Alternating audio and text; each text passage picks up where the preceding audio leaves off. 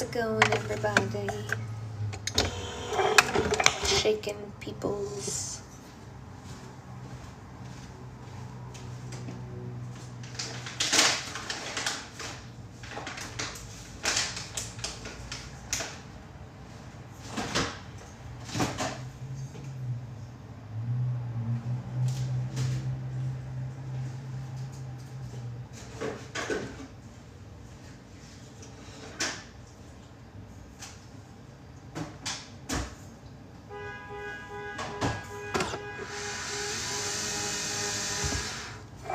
Hey, how's it going, everyone? What's up, what's up? Morning, morning. Morning, morning.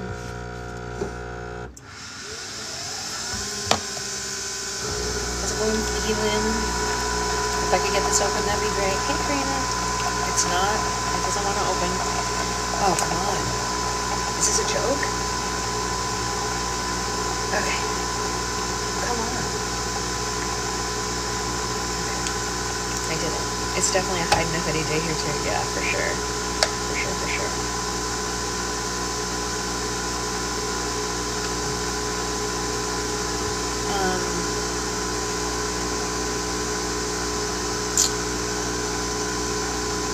We're gonna do a little bit of this, all that.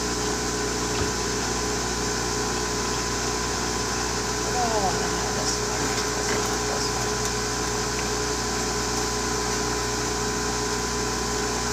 Can you sleep well with the belly? I mean, I've never been a great sleeper, but my belly doesn't really get in the way of me sleeping. It's not so big. I forced myself. Does your tree have a color theme this year? We haven't 100% decided yet, Becca. I have to force myself to sleep on my side because we're not allowed to sleep flat on our backs anymore, which is a bummer because I do enjoy that. I'm a stomach sleeper mostly, but then when I knew I couldn't sleep on my stomach because the baby, I was like, I'll sleep on my back, and then I can't sleep on my back, so I have to sleep on my side, which is not my favorite, but it is what it is. Hey, Amanda, how are you? How's the whole, you don't have to talk about it, obviously, but, like, updates? Any?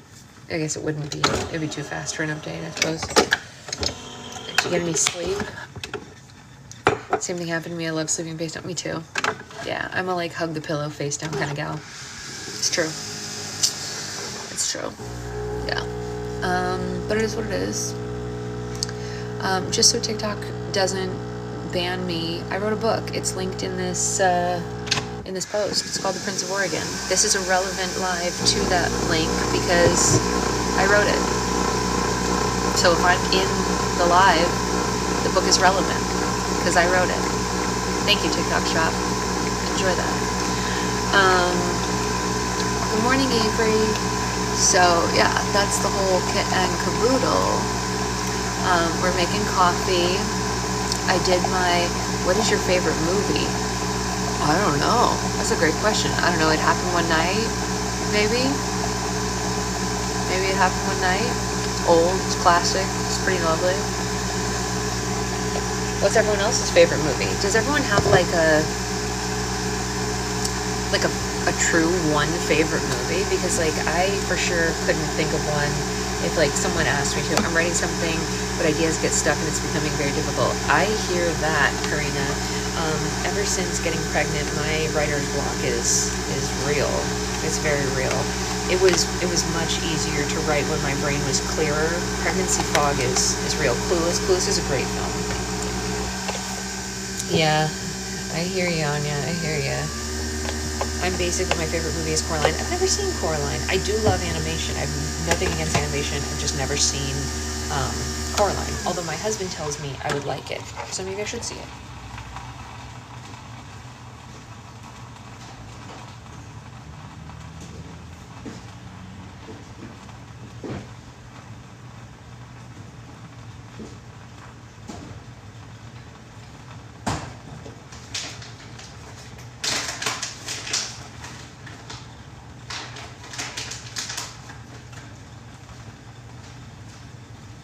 Maybe I should see it.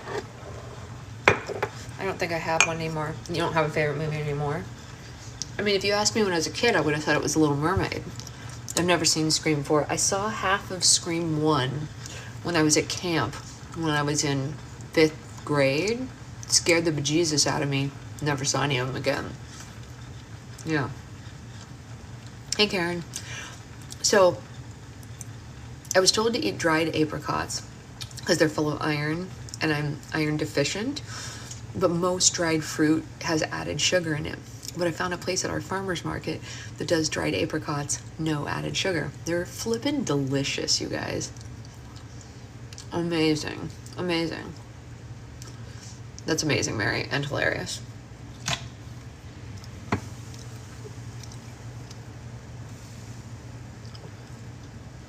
The guy at the farmer's market who makes the no sugar added dried fruit is a hero. He's a hero.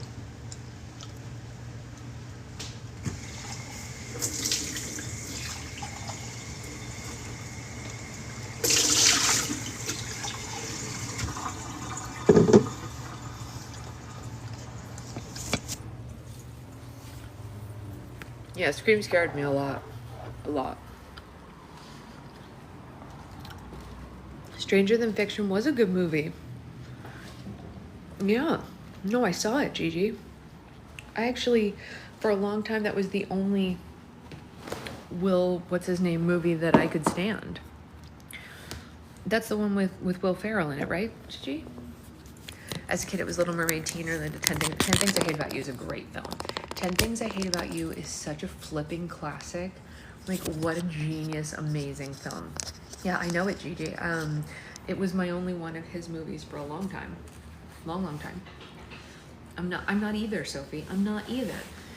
But that one is good. That's the thing. That's what I'm trying to say. If you weren't already struggling for cupboard space, the little at-home dehydrators are amazing. Yeah, so next year we have to move out of this place because of space and baby and all that. So we are actually very seriously considering getting a dehydrator when we move because we want to be able to make our own stuff, but we don't have space here. But when we move, we're very seriously considering it.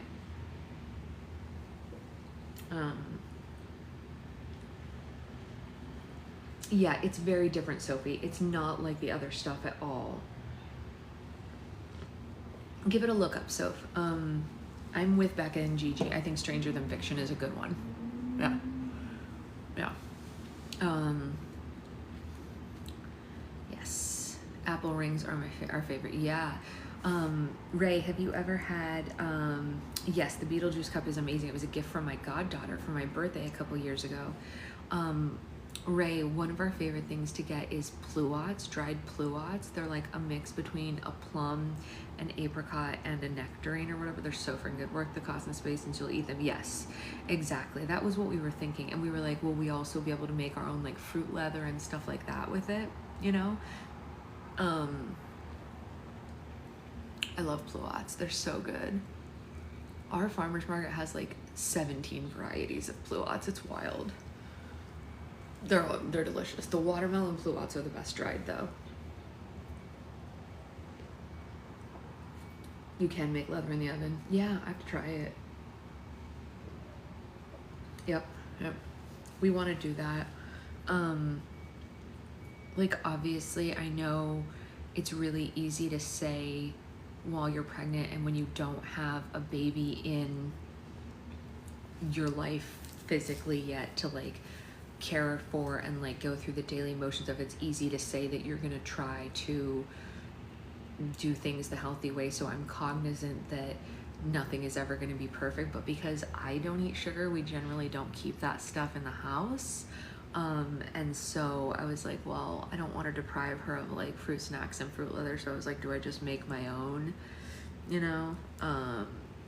Will I have time? Remains to be seen, but I'm going to try.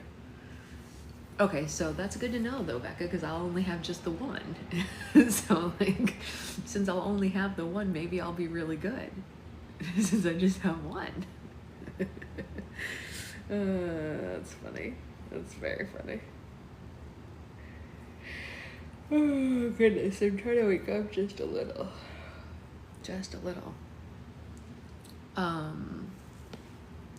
I did it for the first 6 issues. Once they hit school, yeah, of course, right? Of course.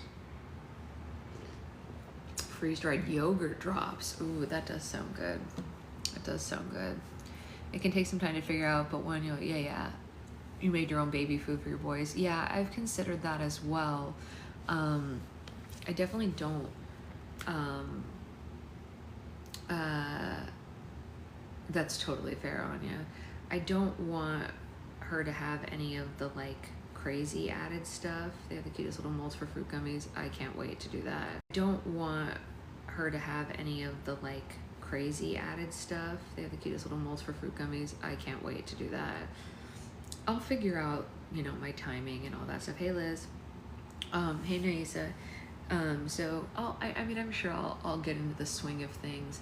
I was talking to Kat and she was basically like, everything is going to be hurting and awful and sore for 3 months. Just like roll with that and just know that like it will get better after a couple months. And I was like, okay, just like mentally prepare yourself for that. You know what I mean? And I was like, okay, I can do that. I've suffered through worse for longer. 3 months is fine. Yeah, exactly, Sloth. The Tripsy way healthier. Yeah. I mean, they do eat their fruits and veggies, that's for darn sure. Bro, I did my glucose test this morning and my number was 91. I was like, did I eat something wackadoodle for dinner that like totally spiked my fasting number? Yesterday it was 77, today it's 91. I know that it's technically, I think it's okay as long as it's below 94 or 95, I think. I emailed my doctor to double check those numbers, but I was like, how did it go from being 77 to 91? It's like a huge jump for a day. But that's just the fasting number. Morning, Jen. We'll see how it levels out throughout the day. I did have steak last night specifically because of my iron levels, so I'm wondering if that caused it, you know, because that takes longer to digest, so it wasn't out of my system as easily. I had like 2 or 3 bites of potato, but like nothing really to speak of. Hey Mina, I am a human baker. It's true, that sounds so bad when you say it like that.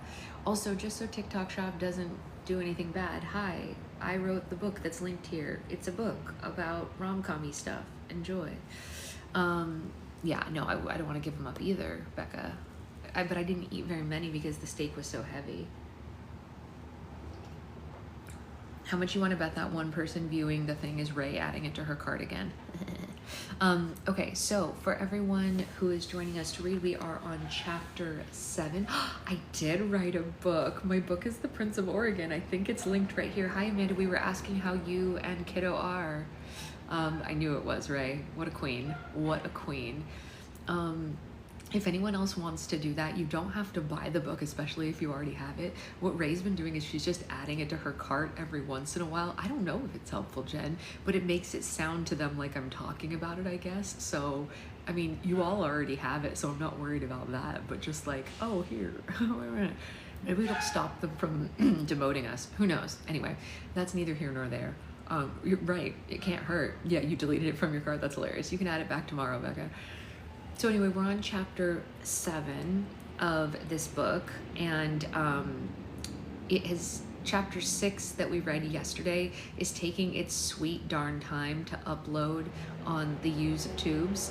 But I did set it to upload. I don't know why it's taking so long, but if anyone needs yesterday's, it's trying, and I'm trying, and we are here together trying to read. All we want to do is promote literacy, because literacy is under attack, and I will not hear any "you're just a conspiracy theorist" about that. Literacy is under attack. You know, I don't know if you guys know this, but when I was a teacher, anything super important in the last 5 minutes, I'm pretty sure in the last 5 minutes, basically she was just like, I should probably go home, you know, whatever like that, and then he got her a cab, but he did agree to go. He wants to go to that party with her. I was talking to Secret Husband about this because like the Department of Education is under attack, and I don't know how many of you know that when I was teaching, I wasn't the main teacher in the classroom that I worked in. I was a supplemental teacher specifically for 7th graders who had difficulty with reading and writing and comprehension specifically.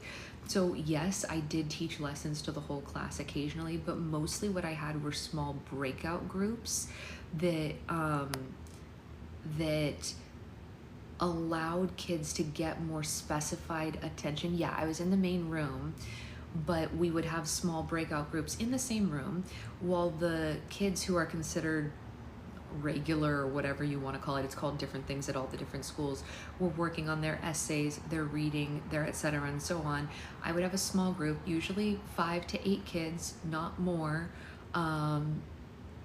That's totally fair, Nikki. No need to stress. It's worth it either way. Neurotypical, yeah. Back when I was doing it, they didn't call it that yet, which is funny. But we would talk through how to structure sentences, how to read more efficiently, all of those things, because it's needed, you know, and it can truly change a kid's life to have that kind of extra boost. Not everyone needs it.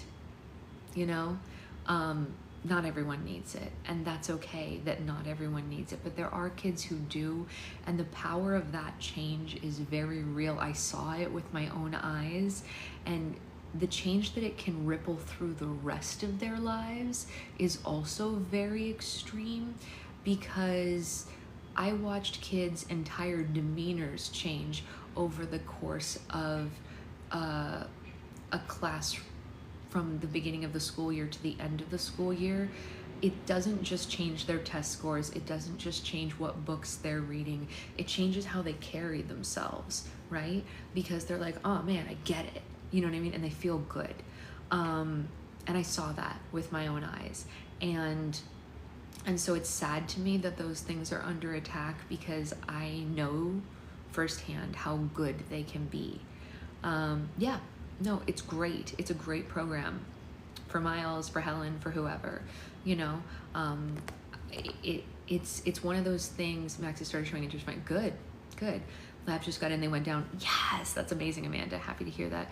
I ran a Maricorps Literacy program, reading interventions for 6 years. It's so important. That sounds amazing, Jen. Competence change. It is a chef's kiss.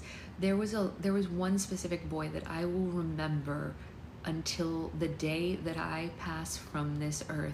This little boy, I say little boy, he's a little boy, 7th graders are little boys to me. But he was so rough at the beginning of the school year, and he used very rough language, and it was clear that he didn't know how to read very well and like all these other things, but he dressed rough and he acted rough and he was tough and like this. And I never talked to him about those things because it wasn't my place. I was his English teacher, you know. But I did talk to him about reading and writing, and we worked through how to make those things simpler and tips and tricks. And I would take him out of the things that they were making him read for school and letting it be. And I was like, why don't we do something fun instead? Let's read a fun book. Like, who cares about that one? Let's read a fun one. Or we would write our essays on the Lion King movie instead of on a book, because it's easier to watch a movie. And sometimes the easier path is the way in. So I was like, let's write an essay about the Lion King. You know what I mean? Like, whatever like that. And by the end of the school year, I'm not joking, he got glasses because he needed them, and that helped too. And he carried himself differently, and he spoke more nicely. And guys, he started writing poems and giving poems to people that he liked. Not like girls or boys or whatever, just like people in general, like me or whoever. And if he liked someone and he felt like they were cool, he would give them a poem. And I was like, I don't even like poetry, but I like you. and so like, I think about him all the time, and I wonder what became of him and like where he is. But education support is important. It's not just education, because the structure that is set up at school is not for everyone, and those of us who the structure of school is set up for have to recognize that, which is literally equivalent in my mind to the issue that we are having right now, where people cannot see beyond their own personal current issues. Like if they are not immediately dealing with something, they can't understand the what ifs for future generations, for their neighbor, for someone who lives across the world, you know? And I think being able to say, yeah, I was in AP English and I freaking rocked that, and the setup of English classes was made for my brain. Like I am flippant, like this is not a brag, I'm just like explaining, like I'm real good at that stuff, you know what I mean? But that doesn't mean I want to take away the protections for the kids who aren't good at that stuff. And it's also part of why we have book club and why I read it out loud, because I'm really good at reading, and I'm actually really good at cold reading, and I know that. But there are people who aren't very good at reading, so listening to somebody read it to them is the way that they are getting this information. And that is why it's important that we read a variety of books. We read fiction and nonfiction. We read essays. We read things written by people of color, and also by mostly by women, to be perfectly honest with you. But also, you know, the LGBTQIA community and things like that, because there are some of those sectors that people who are in our book club may never get to read something from if they're not good at reading, and that's okay. But now they can say they did it, and that's a point of pride that I think everyone should carry. Like, it's lovely. No, but it's not a slight, Becca. Like, I see you covering your eyes, but you're not alone, right? It's a pretty high portion of the population right now, and being willing to listen is a huge step, and I wish more people were. So anyway, that's my very long diatribe this morning, because I saw some stuff about Department of Ed this morning that really got me down, if you will. So it's been weighing heavily on me, because obviously we all know about the women's rights issues and the gay rights issues that are under attack, but education is just as important as those two things, because that's how we get those two things. Yeah, it makes it more accessible. That's exactly right, Jen. Yeah, and it's a community for those of us who are readers. Yeah, exactly. Yeah, no, Stephanie and Anya, I hear you both. Listen, I do it too. I like to commune with other readers. Education, public libraries. I have a friend who is a librarian in Washington. Saw a very interesting video showing the literacy numbers by gender. Really? And what did that show? I'd be interested to know. I'd be scared to know, but I'd be interested. It's, you know, oh, you know what? I have my book right here. Hey, TikTok shop, look at this. It's relevant. I wrote it. It's in the link. Here it is. Okay. That was my pitch. Did you like it? That was a really good pitch, right? I'm gonna sell a lot of books talking about it like that. But anyway, I know that you all know this, and I'm just preaching to the choir, literally. Every time it shows you take a drink, that's really funny. I know I'm preaching to the choir with this group, because I know all of you want better education for the next generation. I know all of you want books. I know, etc. and so on. But I feel like it bears saying, because who knows, thank you, Jen, if one day one person is going to scan by this live while we're talking about it, and maybe they'll think differently one day. I don't know. Maybe we can reach one new person. I don't know. I'm not holding my breath currently. But something my sister and I, exactly, Anya, my sister and I have been talking a lot about small progresses, specifically in relation to like our mom, for example, right? That's right, you could, Becca, who knows? Like we're trying to give her grace because she made progress this year. Like, you know what I mean? Like someone who previously voted that way, not buying it, or not voting that way this year is progress. It's not perfection, but it's progress, and we're learning to take progress where we can. Irrelevant product promotion. No, it's not irrelevant. It's relevant. Read books. It's very relevant. Don't tell me it's irrelevant. We're talking about reading books and I wrote a book. That is the most relevant. The most relevant product promotion is me saying, I support writers and readers. This is my version of that. Wait, if I write it. You know what? I need to find one, Ray, but don't do it right now. Don't even give them your money, Ray. Seriously, don't even give them your money. So anyway, maybe I'll take it out and see if they calm down for a second. Or maybe if I pin it? I don't know. Will that do something? What is this? What is all this bullshit? Sorry, excuse my language. I apologize, you guys. Whatever. Anyway, let's just read. Yes, I wrote a book. It's relevant. We're talking about books. We're talking about reading and literacy and books. All of that is related content. If you're trying to get someone to buy a book and you're talking about the importance of literacy, it could not be more relatable. This is related content. TikTok, you need to understand. You know what? You know what? This is why we need literacy. This is exactly why, because that's called comprehension. The understanding of the words and that they match, right? Yes, I wrote a book. I support the Department of Education. I support literacy. These are all related concepts, yeah? Okay, we're gonna read chapter 7 now. Also related, because I support literacy, yeah? Good, here we go. Let's keep that. You're very funny, Ray. Okay, let's read chapter 7 because we need. She called you unsmart TikTok. I did call it unsmart. I know. Do I need to just do this? Here, what if I just hold this? You think that's funny? Would that be funny if I just do that the whole time? Do you think they'll like that? This is our product promotion. I'm just gonna cuddle the book wall. I know, right, Flavia? Wait, I completely agree. It's like, you don't think you're saying something radical and then people tell you you are, and you're like, I'm sorry, did you tell me that the fact that I like libraries is radical? I like books. Weird. How did that become radical? I think you're right, Sloth. Okay, this is yes, okay, here we go. It's sitting with us now. Let's see if this makes a difference. I could prop it up on the couch. I don't know how, it's farther away than you think, Jen. Like, it's way back here. I don't know how, anyway, we'll just put it right here. Yeah, and you want your kids to love books, of course. Okay, but let's read chapter 7 because we really want to know what's going to happen to Poppy and Alex today. I think you need a little shelf in your slime room for too. I think you're right. I do think you're right.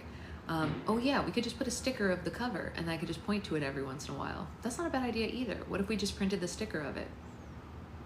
Because then I wouldn't need a shelf. She can just have it there. Yeah, okay, we'll look into it. Anyway, let's read, because that's what we're here for.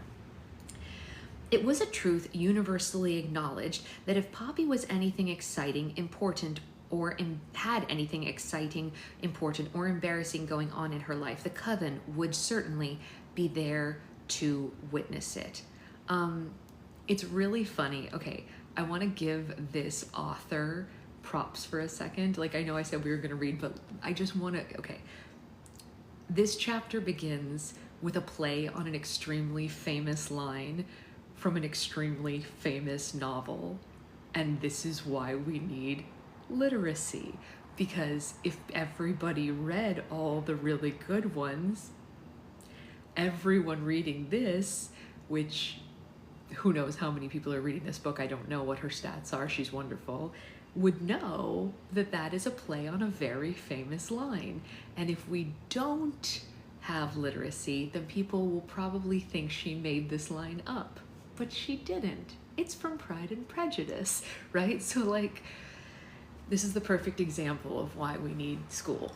Okay, anyway, let's keep going. I have a call in 5 minutes, can't stay, but I'm looking forward to catching up on it later. Yes, Liv, we love you, and I'm sorry about your call because I hate calls, so I'm sorry to anyone who has to have a call. Okay. She didn't think Iris specifically called them up to witness her humiliation. They just seemed to have some kind of sixth sense for it. Fiona had just popped around to get some bordered plants for the new raised beds that she'd put in, and Sylvia had given her a lift because, well, she wanted to try out a new Polish deli that was around the corner. Or maybe she wanted to try out Uber. Poppy didn't really listen to the excuses that the coven came up with anymore at all. Her phone pinged for the 10th time that evening. Her mom was wondering if she needed a shawl for the event, because it might get chilly on the deck of the ship. Well, hello, Michelle. We're happy to have you. Oh, no, dear. You want something much sexier than that for an engagement party, said Sylvia as she flapped her hand a bit. Poppy's nice green dress somehow, without actually changing in any way, suddenly clung to her curves. No, you stop that right now. You change this dress back. I liked this dress, Poppy said anxiously. It was comfortable, it was flattering, and it was green, which was a calming color, and she would have to face Sarah and all her other relatives, to whom Poppy was not so much the black sheep of the family as much as a pathetic lamb who constantly needed to be rescued by the farmer. She tried not to glower at the 3 farmers there. Fiona wasn't using any sort of magic to tweak Poppy's dress. She was simply getting up and tugging the neckline with her hands like a total civilian. Well, the thing about engagement parties, Pops, is that they're an amazing place to meet eligible men. And he's an Olympian and a politician, and your cousin went to Oxford. Imagine the standard of the friends that they have. Poppy had imagined it. For 3 days now, she'd imagined who Caspar and Sarah would invite along, and every single image that had popped into her head was of some sort of self-absorbed dickhead that had a suit. The political ones would brag about their education and drop the names of people Poppy would feel embarrassed about not having heard of, and then the sporty ones would bore her on and on about their training regimes and mention things like PBs, which always sounded vaguely scatological to Poppy for some weird reason. Yeah, I'm honestly not sure that any of those people would be my type, she said, and her phone pinged again, and Poppy glanced at a message wondering about cab fares before she muted the damn thing. Oh, nonsense, Poppy. Successful is everyone's type, said Fiona, and she peered critically at Poppy's cleavage. Sylvia, could you please? No, Poppy shrieked as something happened in the region of her bra that went right against nature. You stop it right now. Well, it's no different than wearing a padded bra, Sylvia said. Well, then I'll wear a padded bra, said Poppy, if I want to wear one, which I don't. No, you're right, said Fiona. Big boobs are indeed so vulgar. Poppy immediately resolved to go back and find her most padded bra. Maybe she'd add a couple of chicken fillets to it while she was at it. Perhaps, began Fiona, reaching out towards Poppy's bust, and Poppy's hair reached back and slapped her on the wrist. To Poppy's surprise, Fiona just laughed. Oh, I wish I knew how you did that, she said. Sentient hair. I've really never heard of such a thing prior to you. Did you enchant it? No, said Poppy, and she tugged at her dress and went to the fridge in search of some wine to fortify her for the evening ahead. She checked her pockets and her tiny handbag because Iris had said that she couldn't take her satchel to a fancy party, and Fiona had agreed and done something to it to make it spacious enough to fit the shawl, a pair of flat shoes, and an emergency sandwich for the ride home. With any luck, she thought as she downed that first glass of wine and began on another, the coven wouldn't even find out about Alex. She definitely could not take the teasing, but the poor man would be utterly overwhelmed by them. Better that she meet him there, and then he could come and be bored silly by her family for maybe a polite half an hour, buggering off to go somewhere then more interesting, probably with girls who wore dresses that showed a lot more cleavage than she was willing to wear.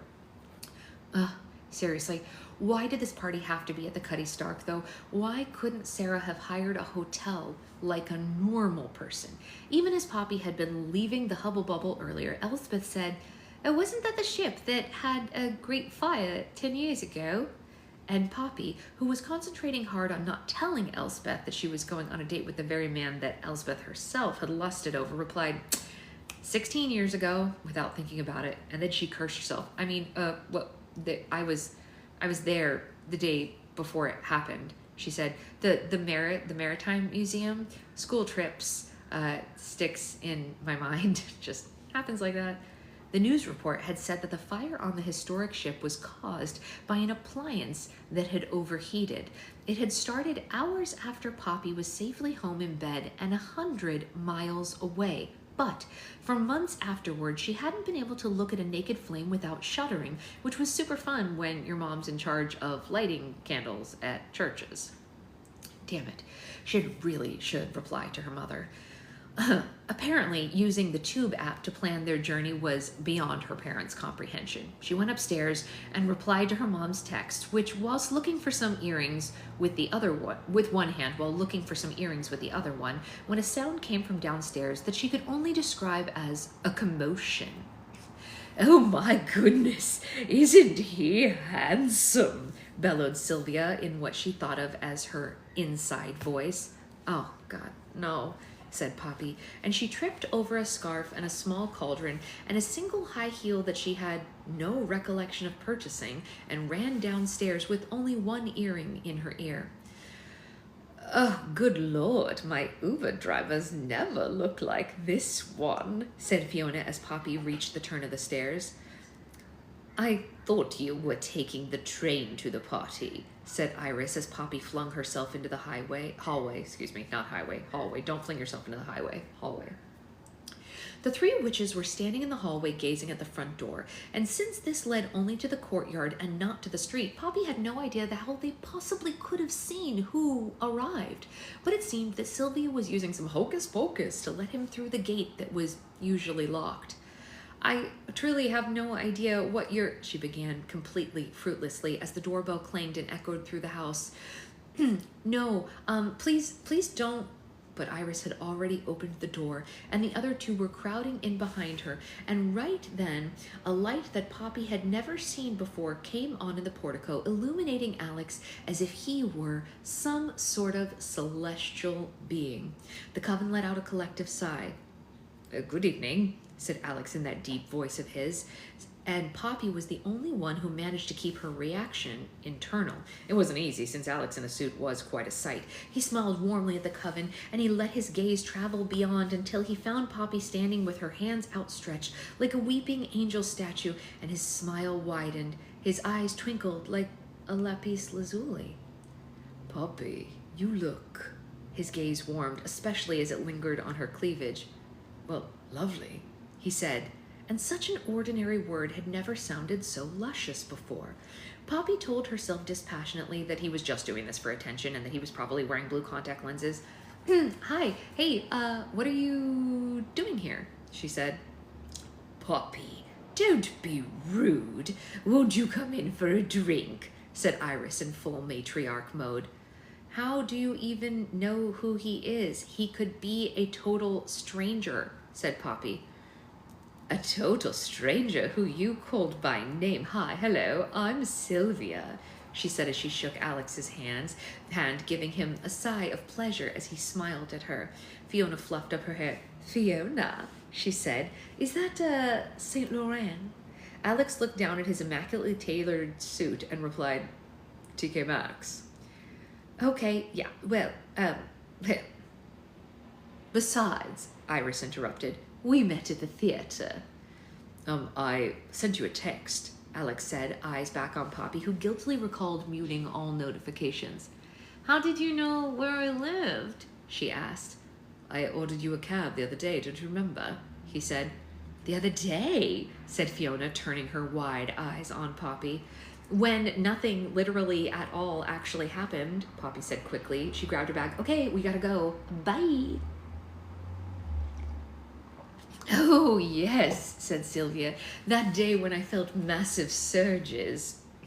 "I don't want to hear about your massive surges," said Iris. "Don't forget to network," Fiona called after Poppy as she grabbed Alex's arm and manhandled him right out of the house. She closed the door and leaned against it as if the door could contain them. "Your family is, interesting," said Alex into the welcome silence. "They're not my family. Trust me, my family's very different from this." Poppy house was absolutely insane. Alex had looked up at Ivy Cottage on Street View before he drove over there, and he assumed the GPS had somehow given him the wrong location, because there was no way that Poppy, who appeared to work in a shop that didn't mind her taking full days off to go ghost hunting, lived in a massive Gothic monstrosity with its own gatehouse, and yet here he was. His first clue to how weird it all was had come when he'd been able to park directly outside. And then, as he got out of the car to check the house's name, the gate had swung open as he approached, creaking so theatrically that he expected sounds to be coming from some kind of speaker nearby. Obviously, he told himself as he walked under the dark stone arch, watched by gargoyles, this huge house was subdivided into many apartments, which Poppy probably shared with half a dozen students or something of that nature. The courtyard that he walked through would be shared, of course, in the daylight by dozens of people. But the massive arched, studded oak front door had only one doorbell, an ancient metal thing with a handle and no list of flats inside. And when it was answered, the hallway clearly belonged to just one residence, occupied by a somewhat eclectic trio of women who inspected him as if he was a fascinating and rare specimen. Wrong house, he'd panicked, and then a whirl of momentum caught his eye, and suddenly there was Poppy, clattering down the stairs in a green dress, looking like a mad fairy and making a fake smile that he'd given to the trio, turning it into a very real one. Is your suit really from TK Maxx? She asked now as she led him across the courtyard, which was now suddenly charmingly lit by lots of romantic little lanterns. What? No, the suit is absolutely bespoke. I have an awards thing next week, he added, just in case she thought he spent that much money on clothes all the time. Oh, right, yeah, I didn't think that High Street catered to gigantic Vikings. No, it's a terrible oversight that they don't, he agreed, gesturing her through the gate in front of him. From the corner of his eye, he could have sworn he saw a gargoyle move to watch him, but when he looked, it was just a stone carving. Poppy stood looking at the street. Is this our car? Where's the driver? Alex grinned. You're looking at the driver. Yes, TK Maxx is the UK name for TJ Maxx, Jen. That's actually a real thing. I learned that due to Matter of Fact, who does all the royal content, because she mentioned it. It's just what they call it there. It's the same brand, same company. They just list it as TK Maxx. I don't know why. Yeah, so it's just what they call it there in England, or I guess all of the UK. I actually don't know if it's just England or all of the UK that does that. Yeah, anyway. You're looking at him, Alex grinned. Poppy blinked at the car and then at him, and Alex moved forward and opened the passenger door for her. Your carriage, my lady. You have a car in central London? Well, I'm not always in central London. In fact, when he bought the car, he'd still been touring every night in a different city. He still had the inflatable mattress for sleeping in the back when the seats were pushed out to avoid confusion with other retailers. Oh, okay, well, there you go. Becca found the answer. Poppy didn't look like she believed him, but she got in and went around to the driver's side as she carefully tucked in her long flowing skirt. Her dress was green and silky, billowing around her as she moved, settling lovingly against her curves when she didn't move. Her shoulders were tantalizingly bare, but for the ever-present cloak of her hair, this time streaked with blue and purple and dotted with tiny flowers. As he started the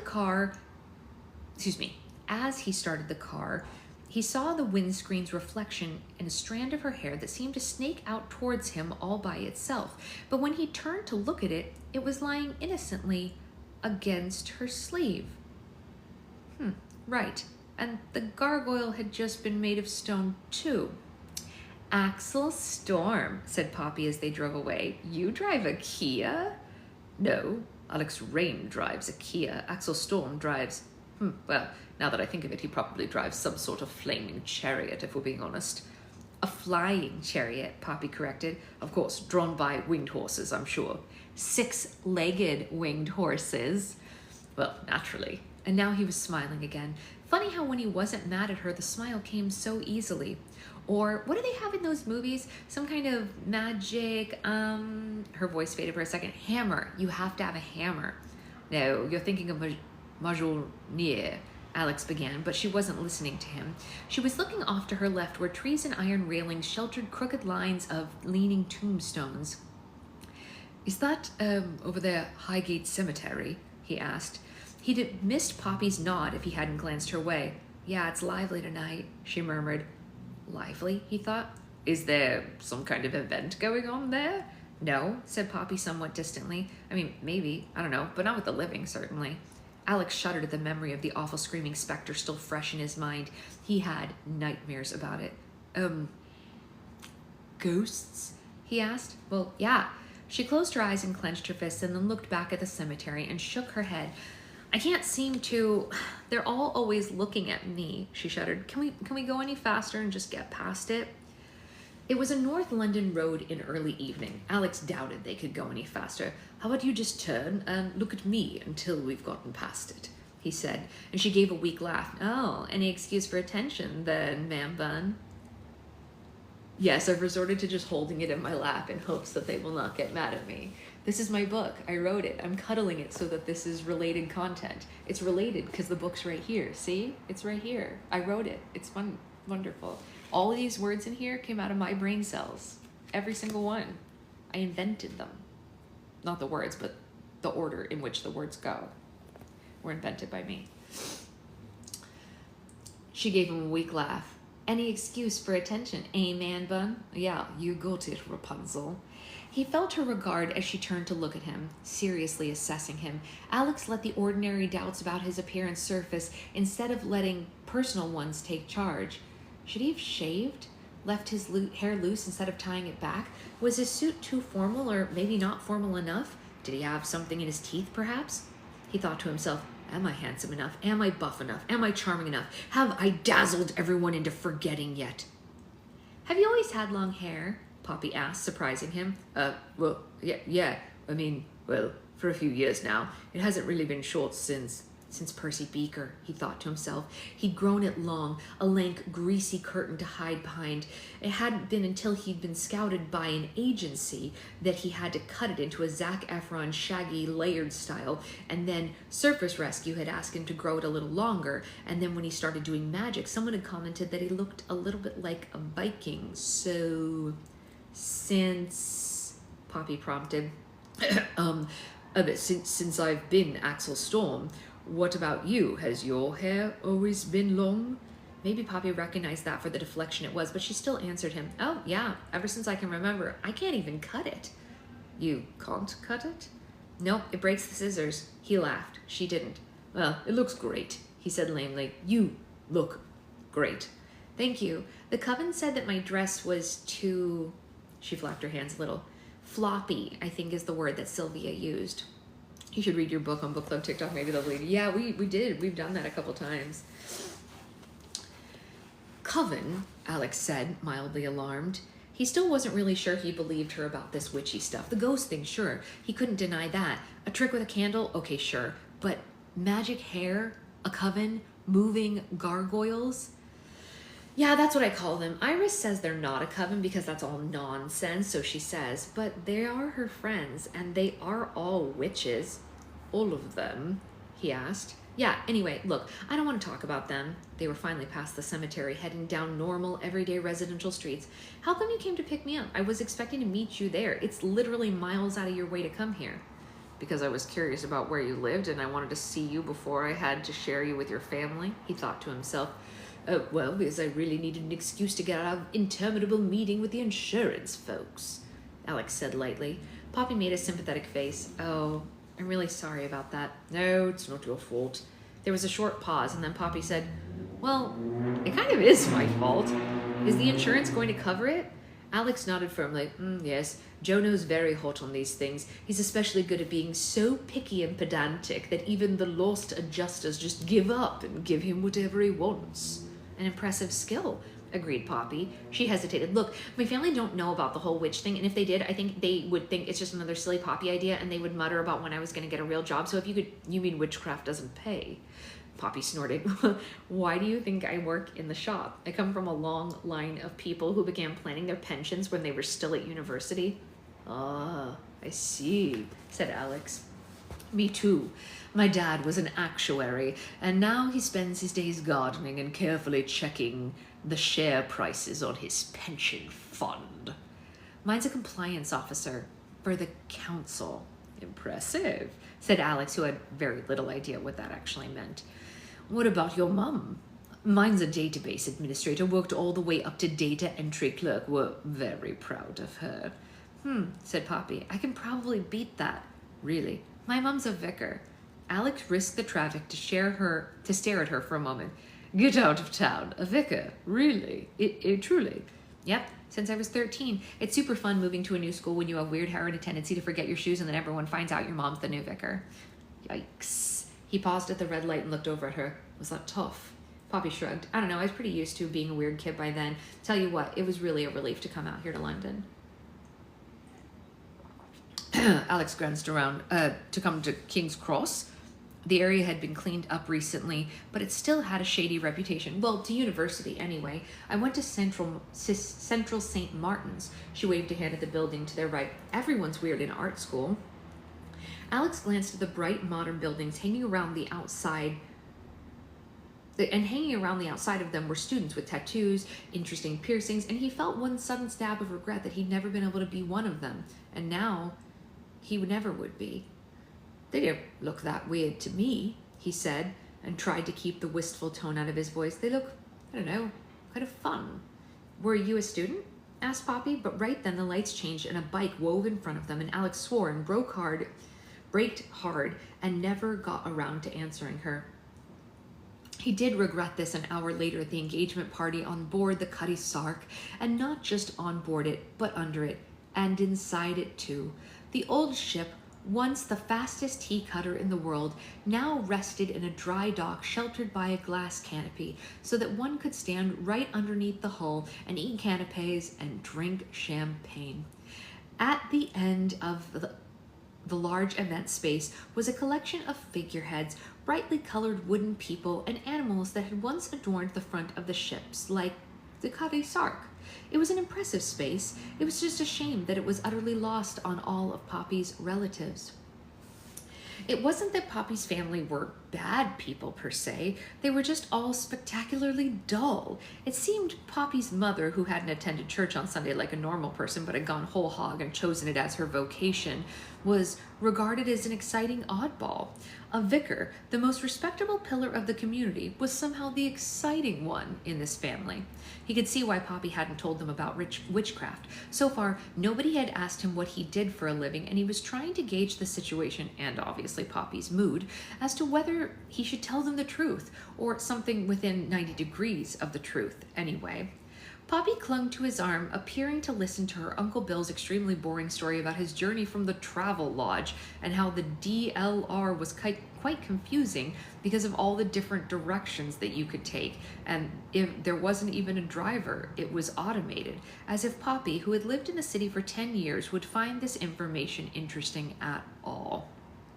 She smiled up at Alex, and her eyes apparently were trying to communicate something that he didn't quite understand, but he thought he was getting her attention. She wanted to repeat the performance on the video call with Cousin Sarah. Oh, yeah, we drove here, she said when Uncle Bill paused for a breath. Alex doesn't like taking public transportation on account of getting recognized so much. Isn't that right, darling? He smiled. Yeah, he'd been right. Indeed, you're right, my love. I used to try to keep it humble, but when your face is on the side of a bus, it's just a bit embarrassing to be on the tube. Always getting stopped for selfies, weren't you? Poppy said. Yes, took me hours to literally get anywhere. Now it's Ubers with not a request to be spoken to, he said. Uber, said Uncle Bill's wife, who Alex had been introduced to as her indoors. Is that one of those Twitter things or something, Poppy? No, it's an app, Poppy said patiently. It calls a car for you. But what on earth for? We just called Den's taxi, said Uncle Bill. If we need to go to the airport or something like that. Which reminds me, Poppy, did I tell you about our trip to Crete? Marvelous it was, although I really did not like the food there, did I, dear? Alas, said Poppy quickly, it'll have to wait, Uncle Bill. I'm so sorry. I've just seen Sarah and Caspar over there, and I truly haven't spoken to them yet tonight. She dragged Alex away, rolling her eyes at him. I did warn you, she hissed. You weren't kidding, he hissed back. Wow, I'm not surprised that they don't know the witchcraft. You never really get a word in edgewise to talk about anything here, do you? What's this about witches? Said a voice behind them, and Poppy froze for a moment before she sent Alex a very quick signal, and he definitely understood, turning to face the speaker. It was a middle-aged woman dressed so neatly and respectably that she could have illustrated both words in the dictionary. Beside her was her exact male counterpart. They were so ordinary, it was actually kind of weird. If Alex had ever needed to describe them for the police lineup, he would have said, oh, well, they were white people. And then he would have been unable to think of anything else to say. Hi, Mom, said Poppy with absolute inevitability. Hi, Dad. Her mother looked over Poppy's outfit with a lightning glance and took in her vintage shoes, flowing dress, and her hair with its inevitable collection of blossoms and pins. Alex thought that he saw maybe a butterfly in there. Darling, said Poppy's mother, don't you look exciting? Poppy still had hold of his arm, so he felt her stiffen at that before she leaned in to give each of her parents a kiss on the cheek.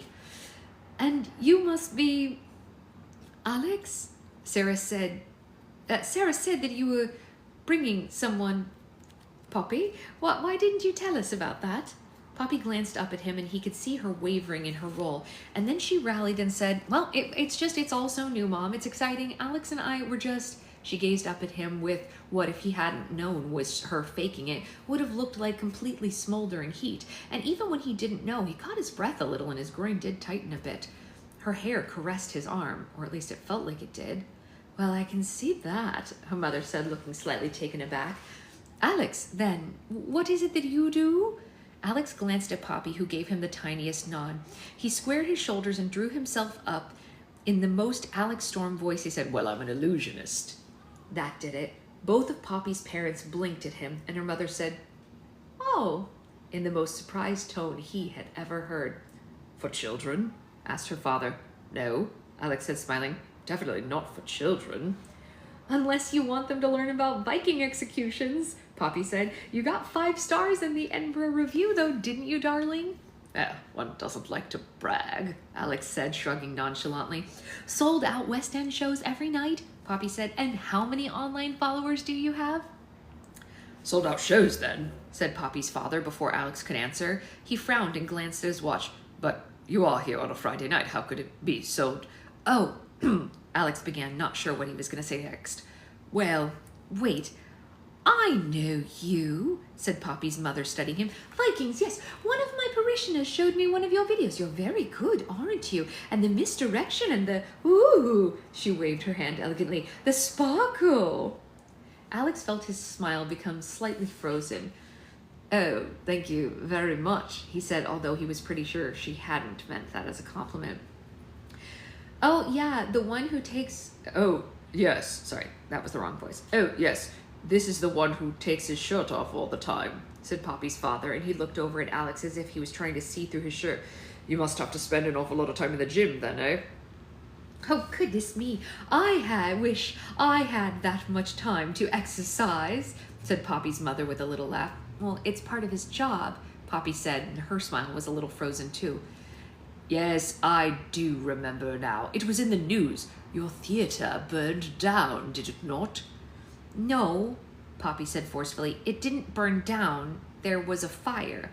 Yes, indeed, it is very different, said Alex, who'd spent a lot of time with insurance people this week. A fire? Was anyone hurt?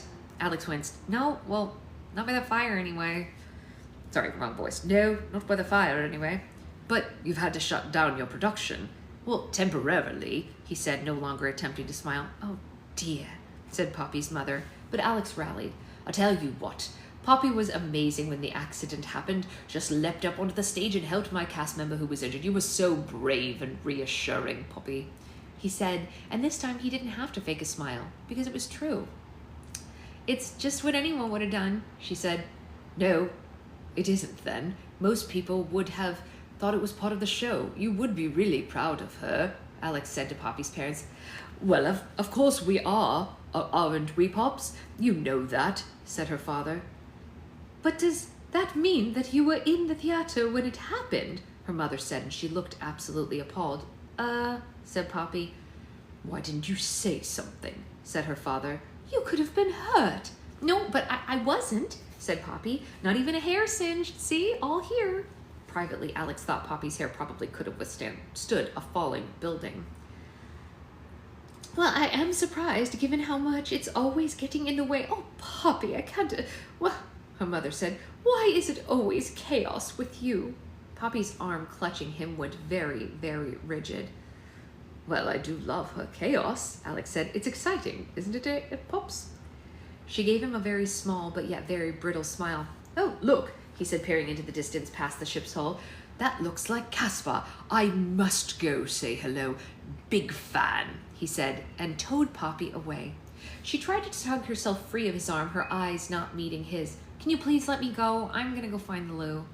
Sure, Alex said, releasing her, but I really haven't seen Caspar at all. I just thought that you needed an escape route. Look, Poppy. He leaned into her led her to a slightly quiet area where the staff were setting out canapes. If you want to get out of here, just say the word and we'll be off. Maybe we'll find a greasy spoon or get some chips or something, yeah? These canapes don't really look like much of a meal at all. I can't go, Poppy said. At least not until I've seen Sarah and said hello, or there'll be another tale of how Poppy effed things up again by going to an engagement party and forgetting to talk to the bride. Another tale, he thought. How many were there? Poppy did really get into that much trouble, or was this just her family was so boring that she was the only thing they had to talk about? Right, all right, so we'll go and find her, we'll say hello, and then we'll be off, he said, and he ducked his head to peer into her mismatched eyes. Poppy, look, I know this is your family, but they are making you miserable. They do mean well, she said, still not looking at him.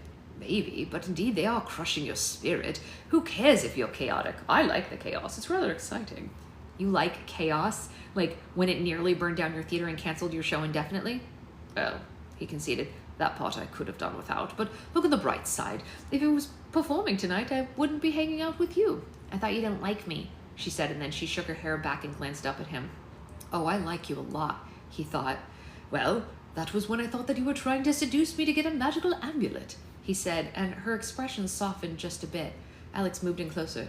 In fact, and right then his phone rang. Of course it did. He hesitated for a moment, but then Poppy stepped back and said, go ahead, answer it. It could be important or something. It would probably be Jonah with another mind-numbing update about the theater's insurance. Alex was already preparing excuses when he answered. Hi, mate, listen, I'm kind of... Hey, are you from Yelena? Jodo cut across him. Alex frowned, guiltily aware that he hadn't been back to visit her since that first day. No. You've got to be kidding me. It said that my live was going to pause because of inactivity. I'm reading a book. This is the activity. We're reading a book. That's the activity. It wasn't the normal one where I have to scan the thing. It like was an alert with like an exclamation point that was like, you have to step out of the screen and back in to tell it that you're here. I am here. Outrageous. Alex frowned, guiltily aware that he hadn't been back to visit her since the first day. No, but I wasn't expecting to hear from her. Why? Is she okay? Had her condition worsened? Were there some unforeseen complications? Well, I called earlier to see how she was, and the staff told me that she discharged herself 2 days ago. No forwarding address, so I tried to call her, and nothing. Went around to her digs, nothing. Her flatmate said they haven't seen her. Nobody's even heard from her. Well, that's worrying. At Poppy's concerned look, he explained, Yelena has discharged herself from the hospital and we don't know where she's gone. Hey, are you with someone? Jonah wanted to know. Yeah, I'm with a friend. He hadn't actually told Jonah about Poppy. How on earth was he going to explain how they met?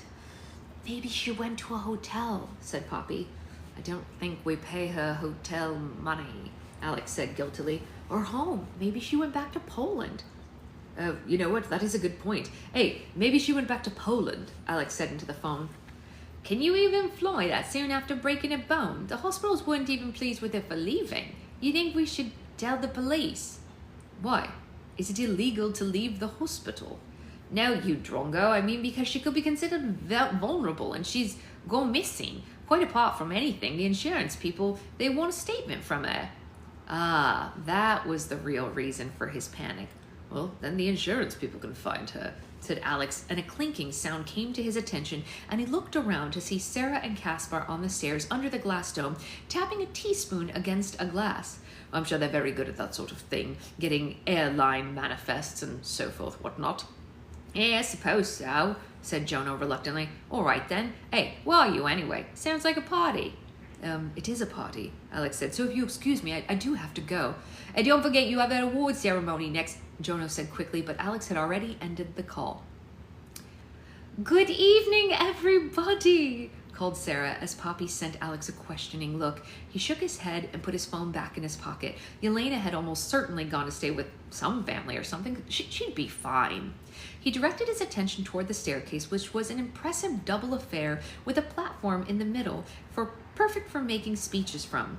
Below it was the display of figureheads from various ships, including what appeared to be a duplicate of the Cutty Stark's own. She was fierce, bare-breasted, which he imagined had been a source of entertainment for the lonely sailors on a voyage. Thank you so much for coming. No, wrong voice. Sorry. Back it up. Thank you all so much for coming, said Sarah, who unsurprisingly had a carrying tone. It's so lovely to see so many friends and family here tonight, especially family. At this, Alex gave Poppy a quick smile because Sarah actually did appreciate her, it seemed, who have come all the way from the Netherlands. Ben dank de Jacques tige woers on heb vegement. I don't know how to speak. Whatever. I don't know this language. Swedish? No. Whatever they speak. Dutch? I don't know how to speak Dutch, you guys. Dutch. That's what it is. The next line says it. She continued in Dutch, as Poppy gave a sour smile and said, see, it's them that she wants to thank. Bet she wouldn't have invited any of us at all if Mom hadn't let the cat out of the bag. Sarah said something that made the Dutch speakers laugh, and then another thing, and then they all toasted their glasses with her. Or as they say in English, cheers. As they say in English, cheers, Poppy mocked under her breath. You grew up in Northampton, freak. Alex grinned. So the slight Dutch accent isn't a natural one. It's like buggery. Any money she occasionally lapses into Dutch just to show off. Alex laughed and grabbed 2 glasses of champagne from a passing waiter. I thought you were driving, he shrugged. Maybe we'll get a cab back. And maybe it'll be back to my place, he thought to himself. And maybe... A murmur began running through the crowd, surpassing the volume of Sarah's voice. I said, when I met dear Caspar, he said to me, Nicht kommt die Abt und die Mühe. But the sound had grown louder, and now people were pointing. Alex, who was unusually taller than most people, even had to crane over to the heads to see Caspar's Dutch relatives. But it turned out what they were looking at wasn't at head height, at least not human head height. The figureheads under the staircase were moving. That's a very nice effect, he said to Poppy, but she had gone very pale indeed. No, that's not an effect. Are you sure? Some fairly simple animatronics, maybe perhaps a motion activated. No, that's magic. I can feel it. Shit. And with that, she was off and running.